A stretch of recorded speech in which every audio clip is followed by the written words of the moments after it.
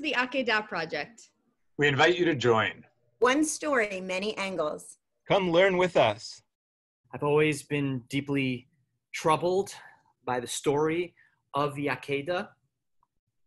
How can God have commanded Abraham to do such a cruel and horrible thing? But yet I take comfort when I read some of the rabbinic writings that give me a certain strength in reading this story. And I want to present today two basic approaches, two voices within the rabbinic tradition that sometimes get mooted in our discourse. The first is when the rabbis place protests against God into the mouths of angels. And that rabbinic view is presented in some of the rabbinic documents by Rabbi Azariah. And then I want to look at a more radical approach that's developed by a different rabbi, by Rabbi Acha. So let's begin with Rabbi Azariah. So Rabbi Azariah believes that during the Akedah, when Abraham was about to kill Yitzchak, the angels on high protested. And here I'm reading from Genesis Rabbah 56:5, according to the manuscript Vatican 30. When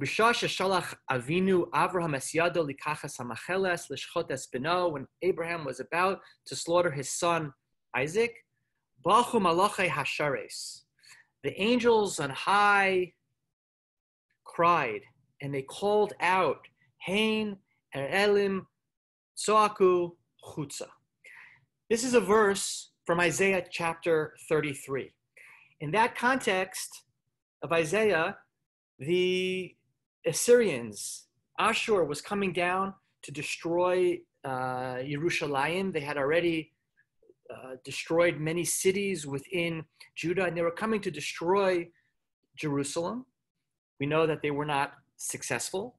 And these Arielites, not exactly sure who these people were.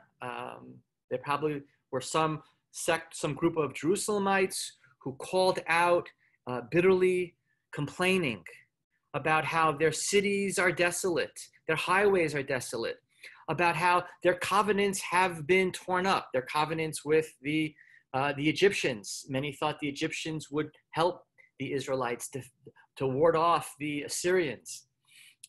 But those covenants had been broken.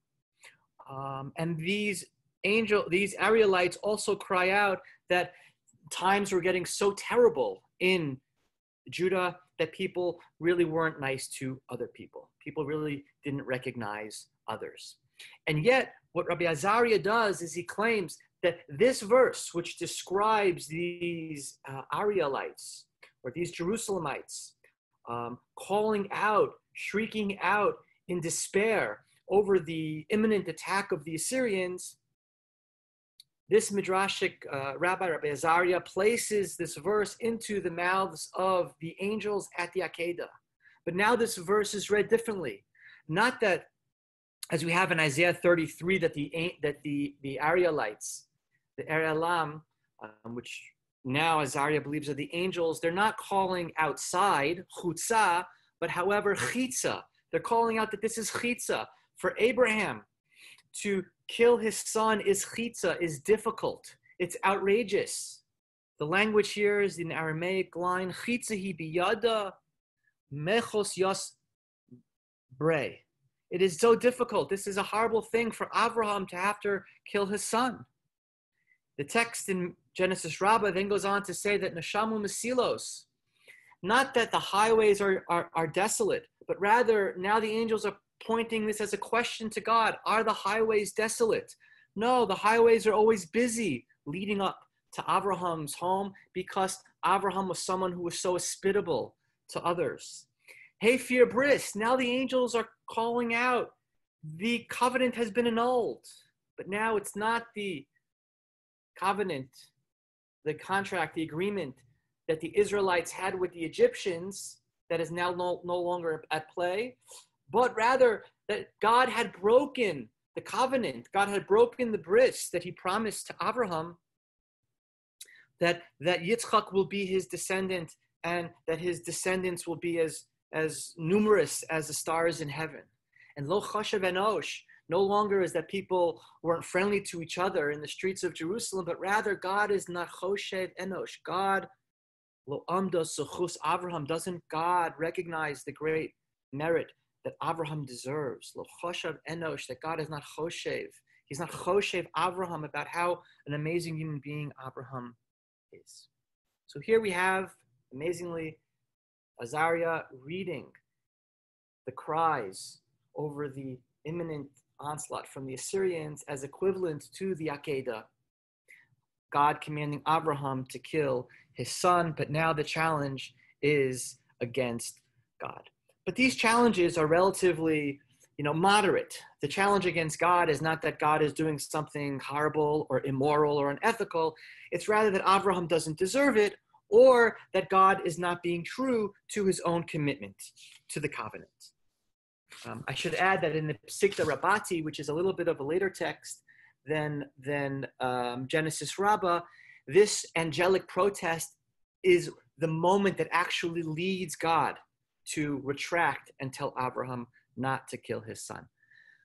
A much more radical protest, which I love, is placed into the mouths of the angels in a text that appears in Pirkei deRabbi Eliezer, which is a text probably dated to the 8th or 9th century. And there, the angelic protest against God is much more fundamental. It has to do with God's basic morality. Let me read the text to you. It's really my second to favorite text on the Akedah. We'll get to my favorite one in a minute. But here in chapter 30, Pirkei deRabbi Eliezer has God, Yoshe v'roa ha'av ma'akid b'cholev ha'ben nekad b'cholibo. God was sitting and God saw Avraham binding Isaac with all of his heart. U'malachei hashares tzoakim u'bokim. But the angels were crying and screaming. And then the citation again from Isaiah 33. V'amru malachei hashares lifnei HaKadosh Baruch Hu ribon kol ha'olamim, master of the world. Nikreisa racham v'chanun. You're called merciful. You are called someone who has concern for others, sensitivity to the plight of others, love of others. Racham v'chanun, this is a verse, of course, from the 13 attributes of God we see in Exodus 34. God, you are all merciful and all loving. And you're someone who's misharacham of a kolmasav. You're someone, you read this in the Ashrei prayer from Psalms 145, God, you are someone who has mercy and pity on all of your creations. And therefore, if that is the case, if that is the best version of yourself, if that is who you are, then rachem al Yitzchak. Have mercy on Yitzchak, shehu Adam. He's a human being, and not just is he a human being, but he's Ben Adam. He's also the son of somebody else. You're taking the life of a child. And Isaac is bound in front of you like an animal. God, your command to Abraham to sacrifice his son, you've turned Isaac into an animal. And despite that, even though you're turning him into an animal, it says in Psalms 36 that Adam uvahema toshia Hashem. God not only saves human beings, but he also saves animals. The beginning of that verse reads, Sidkascha kahariel, mishpatecha tahom rabba. God, your righteousness are like the mountains. Mishpatecha tahom rabba. Your justice is like the great deep. The challenge here is much more fundamental. God, you're not living up to your own self-definition of mercy, of rachum v'chanun. So that's one approach. The approach that I think is really attributed to Rabbi Azariah. But I want to present a different approach in the Midrash Rabbah, also beginning in Bereshit, Genesis Rabbah. But this time it's a position that's attributed to Rav Acha, not to Rabbi Azariah. So Rav Acha says that this time Avraham had a little bit of a challenge. Maybe not as drastic as the angelic challenge, but Avraham also challenges God. And when God tells Avraham not to slaughter Yitzchak, Abraham says, and here I'm reading from Genesis Rabbah 56, according to the manuscript from Oxford. Abraham says, God, sheyesh lefanecha kesichot b'nei adam. God, you're talking like a human being. Shemachlifin b'divurim. God, you're always changing your mind, right? You're fickle. You're constantly contradicting yourself, right? First, you tell me ki b'yitzchak yikarei lecha zara, that Isaac will be your seed. The covenant will go through him. Chazarta v'amartali, and then you tell me, kach nos bincha, take your son as a sacrifice. V'achshav, and now you're changing your mind again. You're telling me, al tishlach yodcha lanar. Don't touch the lad. God, you're acting like a human being. You're constantly contradicting yourself. What is going on? Amalei HaKadosh Baruch Hu, Abraham, what do you mean? God says, I'm not changing my mind. I'm not putting the covenant to jeopardy. You have to read your Psalms. Psalms 89. Lo achalel briti, I will never desecrate my covenant. Umatzas fatai lo ashaneh. Whatever comes out of my mouth, I will not change. I will not change my mind. I will not go back on my word. When I told you, when I told you to take your son Isaac, did I tell you to slaughter him? I never said anything about slaughtering, about killing. Haleu. I said, just bring him up. Asaktane. You've brought him up. Now achte. Put him down. You've lifted him up. Put him down. Don't do anything else. Now, if you just would have read Genesis Rabbah text, one would say, well, maybe God is just trying to legally defend himself, right? You can't prosecute God because technically God wasn't contradicting himself. But really, God did have the intention of Abraham doing what he did. However, if you read the Tanchuma version of this position of Rav Acha, you really get the sense that what God is telling Abraham is that you completely misunderstood what I wanted out of you. I never wanted you to sacrifice Isaac. Okay? And this is emphasized through a parable, through a mashal. And you really get a sense of how radical this position is. The mashal is the following. Mashal l'mahadavar domeh. L'melech, this is compared to a king, she'omar la'ohavo. A king which says to his friend, Mit'avani liros al shulchani tinok katan. I desire, the king says to his friend, I want you to put a child on this table. Miyad holach ohavo. Right away the friend went, vehevi es beno, took his child, vehemido al shulchan lifnei hamelach, and he brought him in front of the king. V'holach vehevi hacherev l'shalchto. So then the friend brought a knife in order to kill the child. Miyad sovach hamelech. The king screams out, V'amar lo matau said, what in the world are you doing? Amar le, the friend says, V'lo martili, didn't you tell me, Mitave ani liros tino katan al shulchani? Didn't you tell me you want to see a child? You want me to lift up the child up onto the table? Amar le, the king says, Tino chai, amarti l'cha. I told you alive. Child. Shema mace? Do you think it's possible that I would have asked you to kill a child and put a dead child on the table?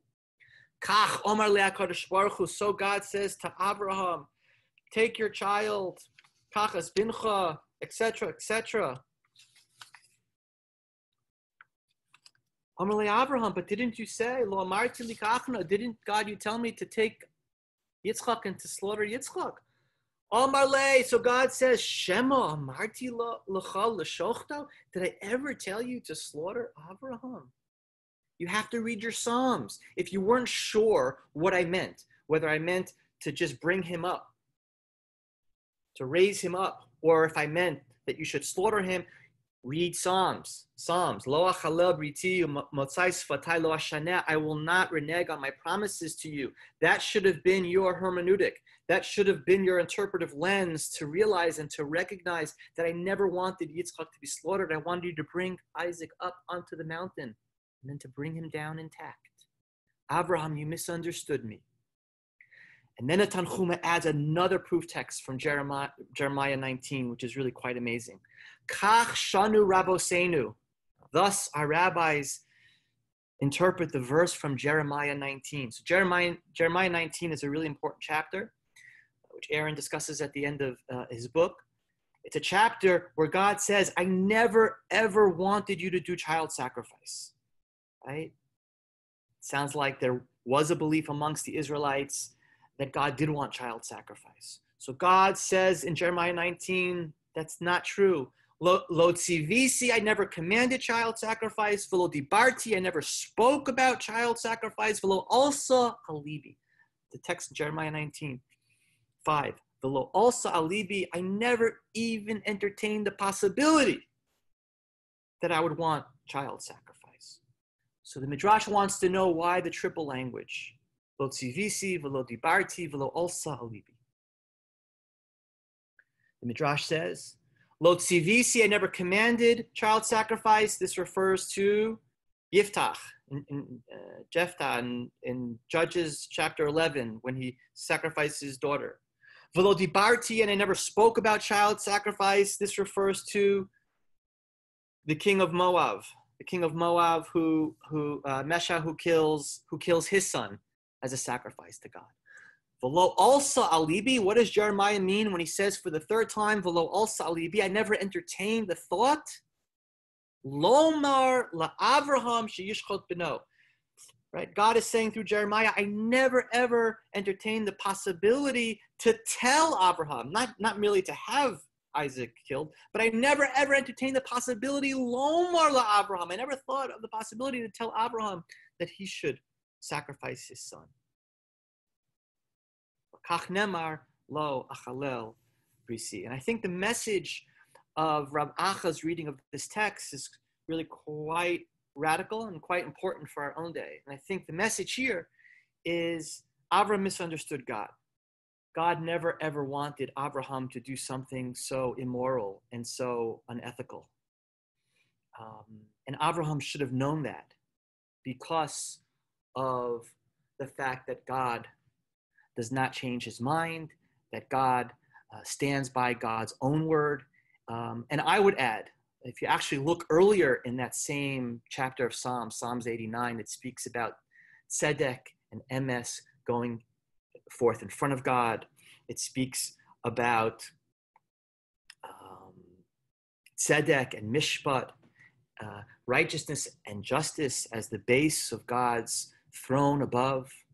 That tzedek and mishpat, how we conceive of God, needs to be the prism through which we read and through which we understand our own religious obligations.